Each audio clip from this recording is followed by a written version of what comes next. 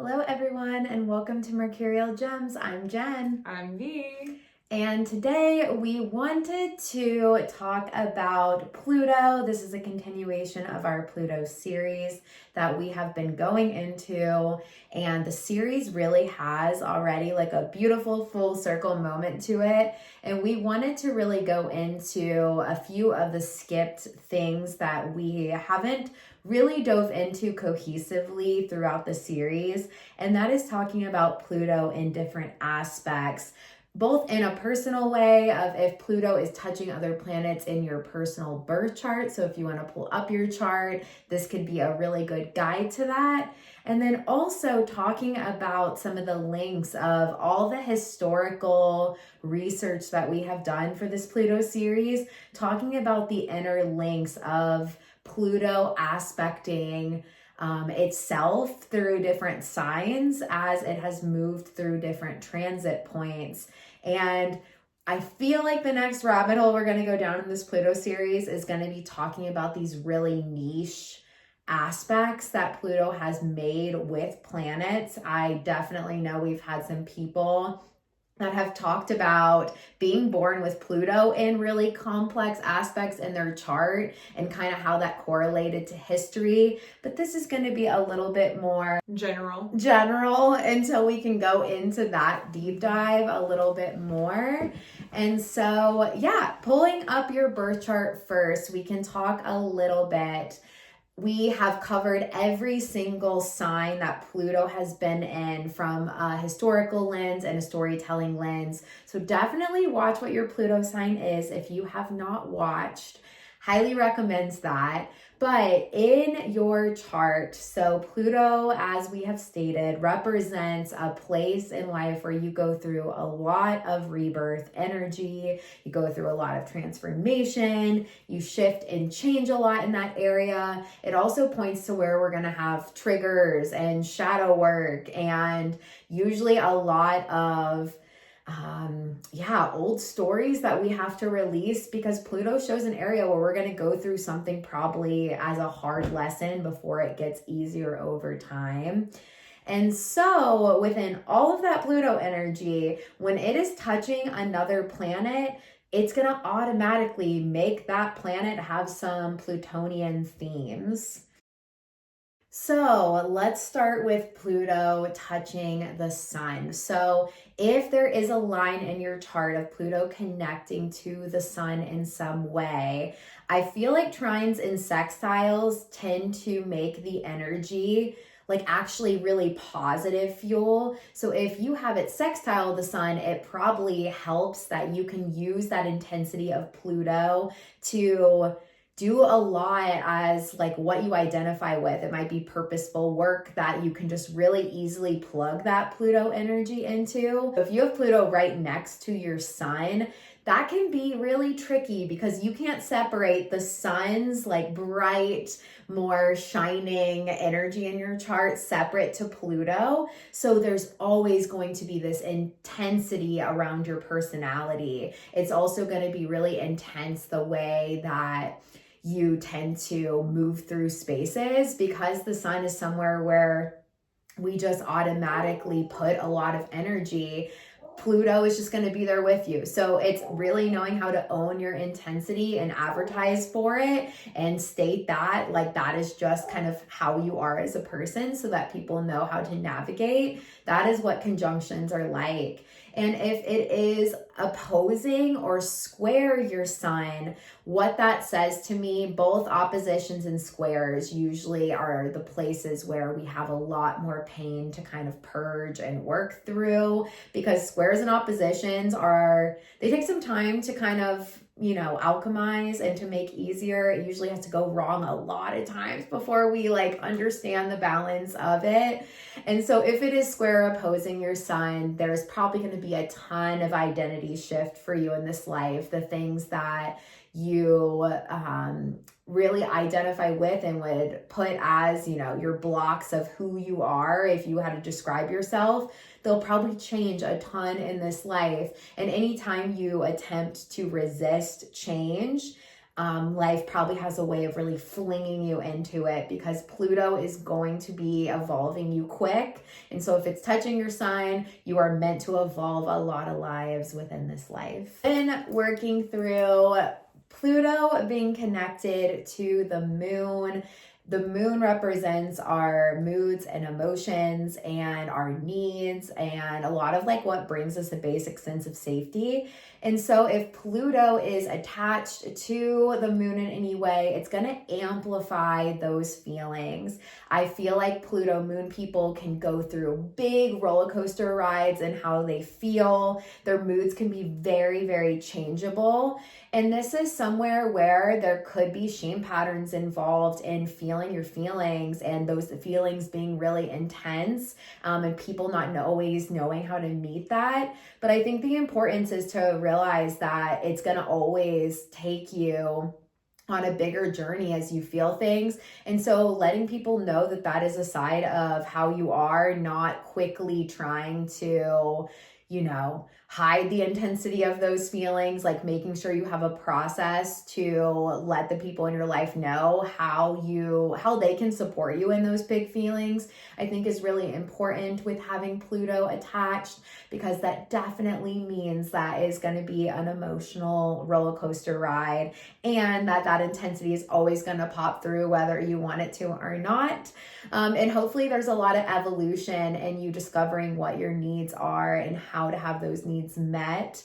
I feel like the moon usually symbolizes a lot of that not being found initially in childhood. So it can be a big journey to figure out your path on understanding your emotions more.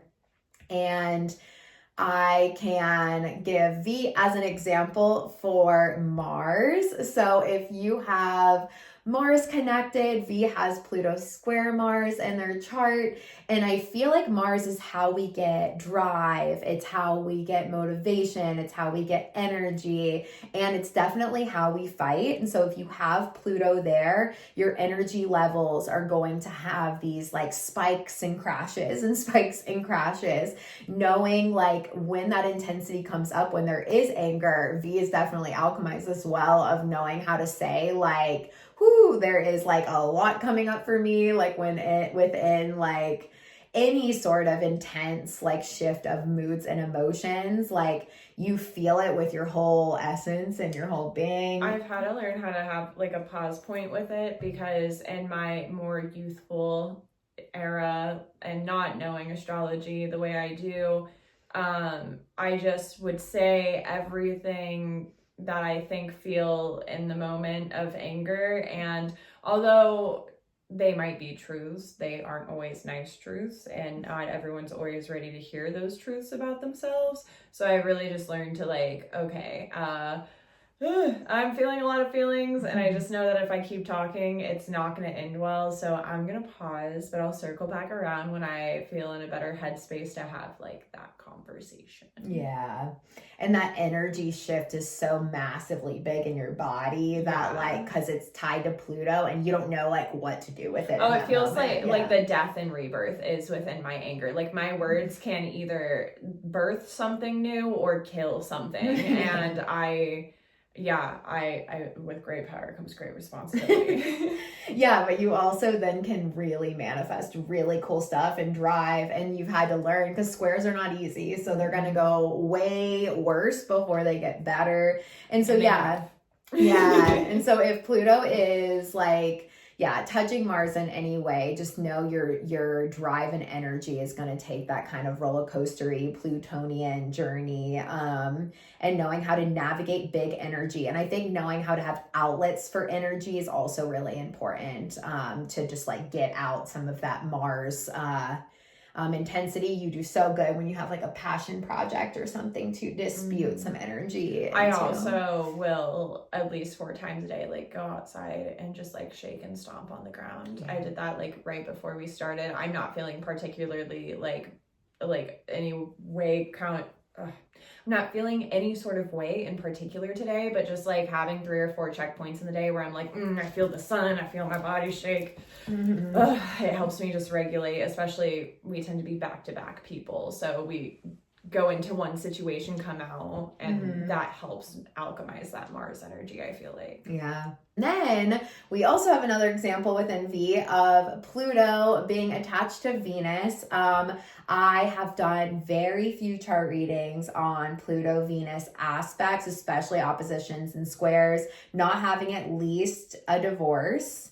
V has a couple on their record. And that just means like Pluto, because it goes through so much evolution and change, and a lot of oppositions and squares point to things having to really be figured out before it gets easier. Of course, like relationships can be something that you dive right into, and then with all that like Plutonian intensity, and then it ends up not actually meeting the need of what you're going to need in the long term. So there can be some grace if you have been through like some really crazy relationship up and downs, knowing that Pluto, that's kind of a part of the journey, because you figure out a lot about yourself through the relationships you're in. It gives some grace on understanding that that is meant to be a place in life where you're going to evolve, and you just need to figure out then like how to really love yourself first, because I think Pluto can just hop right into something trying to just move ahead, and relationship dynamics obviously they can't just ride that intensity high and then not actually have the structures in place to meet the needs of both people like down the line. I have less to contribute to this one. It's hitting is what they're trying to say. And so that is Venus. Pluto attached to Jupiter. Jupiter really amplifies energy, and I would say that most Jupiter Pluto contacts often are like more linked to like a spiritual journey. I feel like Jupiter represents a lot of the spiritual belief systems, philosophy. And so I think, Pluto, Jupiter people automatically kind of get that, but it puts a dark layer. So I've seen this actually manifest a lot of unique ways. I usually kind of have to unpack Jupiter in the chart, just because Jupiter can be almost like a giant magnifying glass when it touches other planets.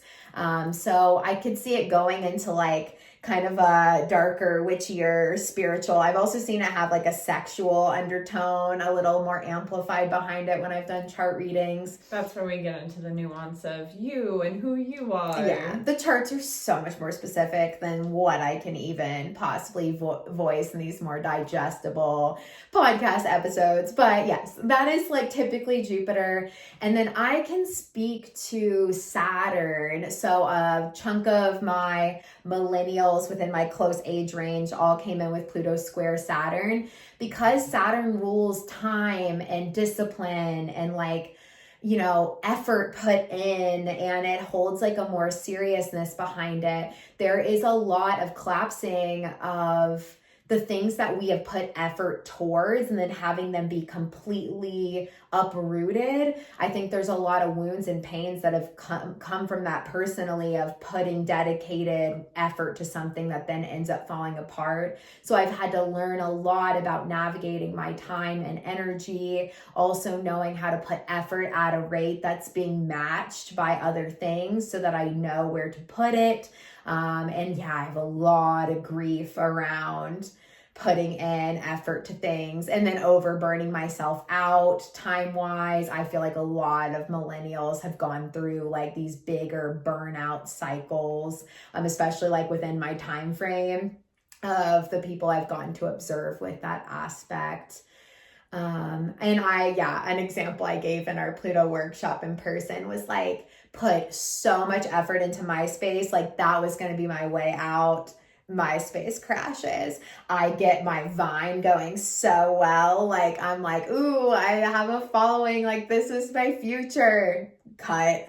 TikTok. Cut. Like I feel like it's like a therapy job too. Yeah, just a lot of time. And not that something doesn't come out of it, but I have so much bitterness from that aspect that has had to be worked out so that I will not hold all that with every opportunity that like comes my way. You handled TikTok a lot better than I anticipated your Pluto to handle. Thank you. She's alchemizing. She's growing. All right, and then talking Pluto with Neptune. I feel like that would also be one I feel like I'd really have to unpack like in a more specific chart reading kind of way. I do feel like Neptune really amplifies the art channel, the music channel, the spiritual channel, and having it attached to Neptune or having it attached to Pluto can amplify all these creative and spiritual gifts. It also could put you in a lot more of, I feel like, being able to be deceived and have people take advantage, because Neptune always has trouble with boundaries and it attaching to like the darker energies of Pluto. Until you kind of solve the Pluto alchemy in your chart, I can see you really leaning into some unhealthy stuff. And I would also say that aspect is probably way higher of a risk for addictions if you're not careful, because Neptune usually holds the energy of either you go really spiritual with it or you're really trying to escape the sensitivity that comes with it. And Pluto is amplifying the heavier energy of that. So I would say if you have Pluto Neptune, I would probably go on the sober journey if I were you. That is just my general of my thoughts on that. Then talking Pluto Uranus, I feel like there is so much strong revolution spirit, fighting spirit that I have witnessed with Uranus Pluto contacts. I think life also goes through a lot of transformation because Uranus can lead to a lot of unexpected changes. There's actually even a very interesting cadence of Pluto and Uranus actually being what has created a lot of social reform and change. Our Pluto series has covered a lot of the time periods of Pluto, but some of the biggest actual historic dates sync up with Pluto-Uranus contacts where like really big things happened.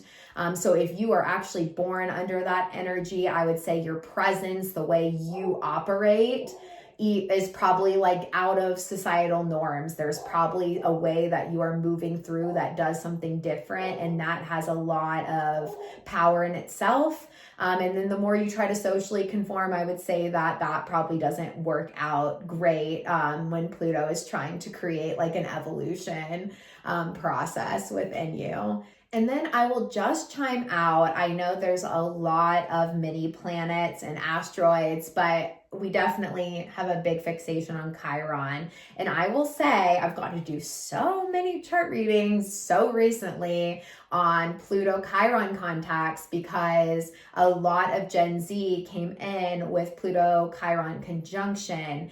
And what I'm really seeing within that energy is because Chiron holds like this wound that, and this sensitivity and this like deep pain that almost in a way humbles us to be able to help others in that area of life once we figure out the alchemy for ourselves. I feel like Pluto just amplifies that sensitivity. I feel like a lot of what I've witnessed, at least in the conjunction, is people really having a hard time like knowing where their place is, how to actually work with that pain. I think they're very aware of it, but it is really, really heightened energy for them, and they can be really harsh on trusting their own guidance. I feel like that really matches the time that they came and were born into, where there was a lot of things shifting in terms of how we navigated as a society. And I think they are struggling to figure out where to put themselves and also being able to see where they fit in society when society is collapsing for their time period that they really came into adulthood, especially, just specifically talking about that Gen Z conjunction. But I would say that in its alchemy, any Chiron Pluto contact is really going to be a really radical healer and be able to do really cool teachings, probably have really strong gifts for being able to channel and to use magic and alchemy. Once that is figured out, how to navigate that intensity, you can probably tune into a perception that could be so radically healing for people around you. So that is just kind of like a natal general thing. If you have an aspect, definitely let us know. I always love to hear just the live story and just hear what is popping up in people's charts. So now we're going to talk about the history of the different Pluto signs, but linked kind of in an aspect way. We're going to pop some visuals up so that you have them to be able to process and understand this. But a really pivotal moment that we all go through in our lives happens between the age of 36 to 42. At one of those points, you're going to have what's called a Pluto square. So it is when the Pluto in the current sky ends up squaring where Pluto was when you were born. And that is definitely like a very interesting timing of life that kind of helps to either get us back on this path. We can go through a lot of change at that time, and we really start to get like another point of realizing like what our soul is here to really work on and towards. And for most of us, we will probably not get an opposition. It just really depends on Pluto and how fast it's moving in time. So we actually found this to be really interesting when we were going through the different Pluto signs, that some people actually met their opposition because Pluto really sped up, and other people didn't meet their opposition and just had that square. It just depended on history. So let's talk about them in terms of first going through the fixed signs, then we'll go into the cardinal, and then we'll go into the mutable. But we'll start with the fixed signs, which is going to be Pluto Taurus, Pluto Scorpio, Pluto Leo, Pluto Aquarius. So with our visual here, you can kind of see already the fact that Taurus is going to teach something to Scorpio, Leo is going to teach something to Aquarius. But for Pluto Taurus, when Pluto Leo was born, that was their square, which it was interesting in our family tree to look at our like great grandparents and like the alchemy of this. And then for Pluto Leo, when Pluto Scorpio was born, that was the start of their square, which this is also very fun because I have a lot of Pluto Leos in my family, and being the Pluto Scorpio that like gets them to face that square is just hilarious. And then now as Pluto Scorpio, this is most of the millennials, like a very big chunk, we are facing our Pluto square with Pluto Aquarius.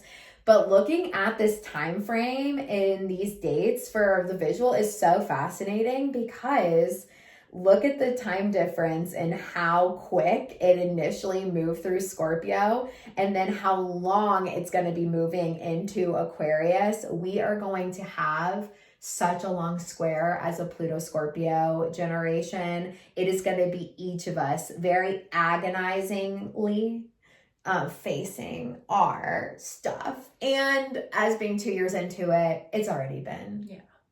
So Pluto Leo, for context, when Pluto Taurus had its Pluto Leo square, Pluto was in Leo for 19 years.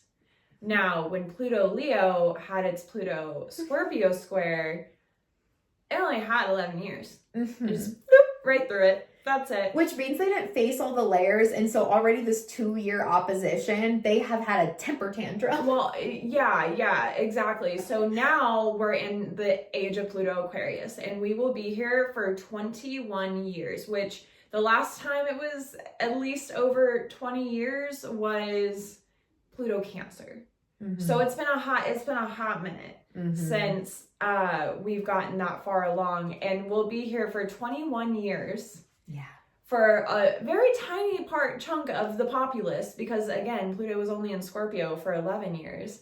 But like Jen mentioned, Pluto Leo didn't really have to face the square shadows as long. They still had to face their shadows, but not nearly as long as some of the other ones we'll talk about as we continue on through the modalities.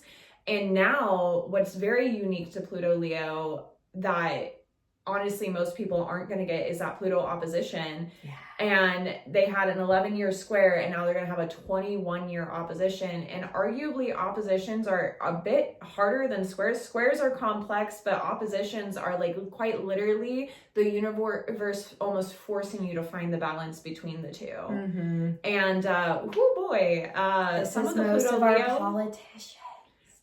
Yeah, most. I love you so much. And you can tell that Pluto Leo is not necessarily handling it well. These are people born between 1938 and 1957. Mm-hmm. So boomers. Mm-hmm. And who's making the decisions that are chaotic as hell right now over temper tantrums? Mm-hmm.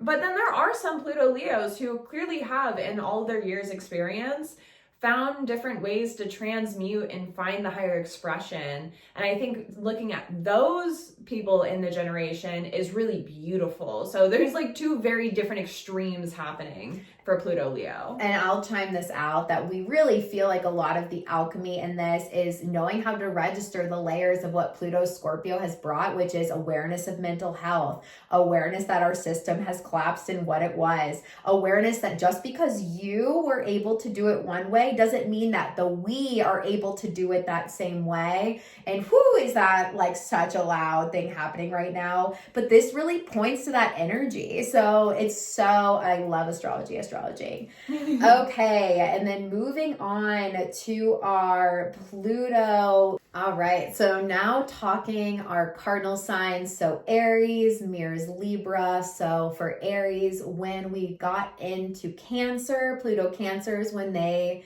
met their square. For Pluto Cancer, when Pluto Libra was born, that was the square. And then for Libra, when we got into Capricorn was when they faced their square. We've gotten to talk to a lot of Pluto Libras that lived their square. We also got that in our Pluto Libra episode, which was so interesting. And so within those balances, you can see in our visual here, once again, the time frames being extremely interesting. I feel like for Pluto Cancer, they actually ended up having a pretty fast square as it moved through Libra. And then Pluto and Cancer also had to face like a relatively quick opposition.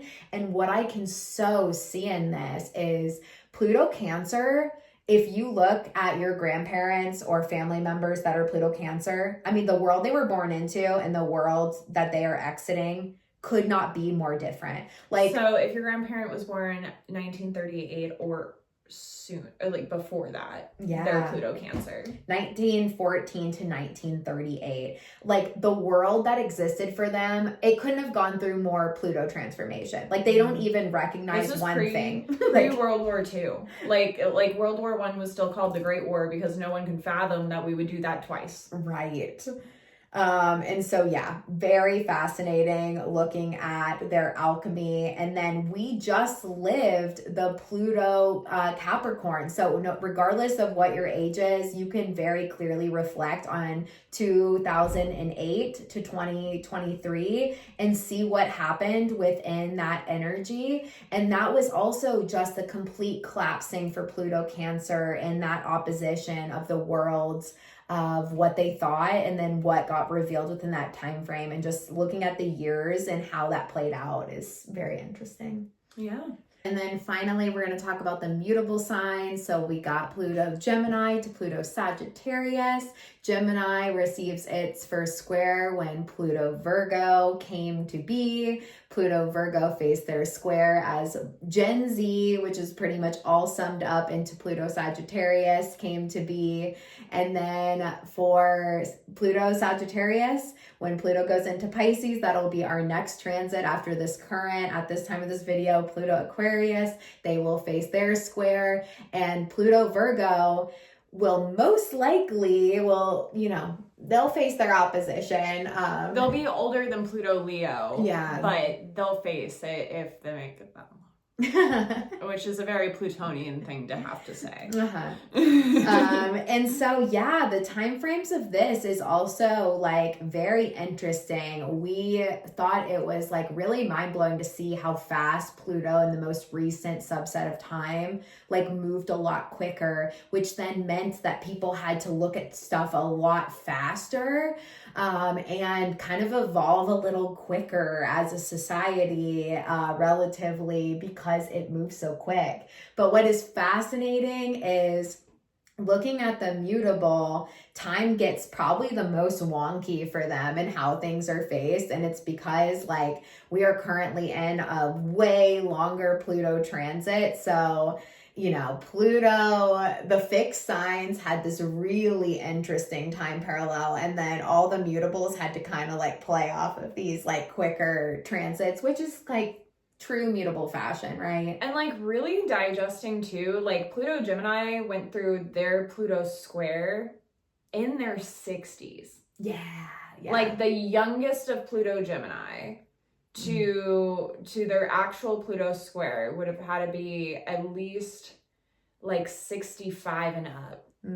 So that's just their square, whereas we have 80-year-olds right now going through their opposition. Yeah. So like that's really how much faster Pluto Virgo went through its square. The youngest of Pluto Virgo would have went through its square in their 30s, like mid 30s. Yeah, that 36 mark. Yeah. So like we've been living through a really interesting period of time where these lessons that usually are much slower to like chew on and hold are just zooming by us. And I can see where as a collective we've been trying our best, but maybe that speed is part of the reason it's gotten so chaotic, because we're not having the same amount of time to alchemize. And this also shows like how I started this portion of the video was saying squares typically happen at 36 to 42. Like this is where like the very personal understanding of your astrological chart and then the current sky really does matter, because even though we can articulate common patterns, the sky has unique sets of circumstances that happen that do shift some of these like more generic things that can go down. And so, yeah, I feel like all of this is so interesting to look at. And then to parallel the lessons of how things mirror, we've been just really mind blown to see how each of these combinations, so the fixed, the cardinal, the mutable, all went through these interesting things together. And I feel like you can unpack like what your group is here to do when you look at the groups that are also connected, because Pluto does hold a lot of weight in your chart and just being a space where things can be heavier. We tend to like the other parts of our charts that move quicker. Like we meet our sun every year for our birthday. You get to know its energy. Pluto's energy is like this deeper undertone that takes some time to figure out. So if you're looking for deeper soul evolution, I feel like this can be a really cool way to help you link it into storytelling. I have one more thing to add before we wrap up, which is just like I'm also sitting with, I didn't really think to look at Pluto Sag to Pluto Pisces, but all that I just said stands true. Pluto Sagittarius is going to be our first crew that the ones going through true Pluto square, so our 95, 96ers will be in their 50s before their square. So they're the first generation where Pluto actually slows down and lets them start to chew on it again. Yeah. So yeah, that's so interesting. And being Pluto Scorpio, like we're the death and rebirth cycle, it's really interesting that we're the last crew that gets it so young, but we get it so much longer. Yeah. Than everybody else. The world will not be the same. And give Gen Z the grace to figure it out in their time, because Pluto Scorpio is about to it's a different world for them than it was. The game as we go through this long square, the first like really long square in a long time. So here we go. So hopefully this was digestible. We know we are very deep into this world, so please always ask us questions, and please keep supporting our Pluto series. We so appreciate it, and we are definitely going to enter into another series for this channel, but then be coming back to this one and adding videos as we, get more storytelling energy behind some of the more unique components of this. But we so appreciate your support on this series, and we look forward to seeing you in other deep dives. Bye. Bye.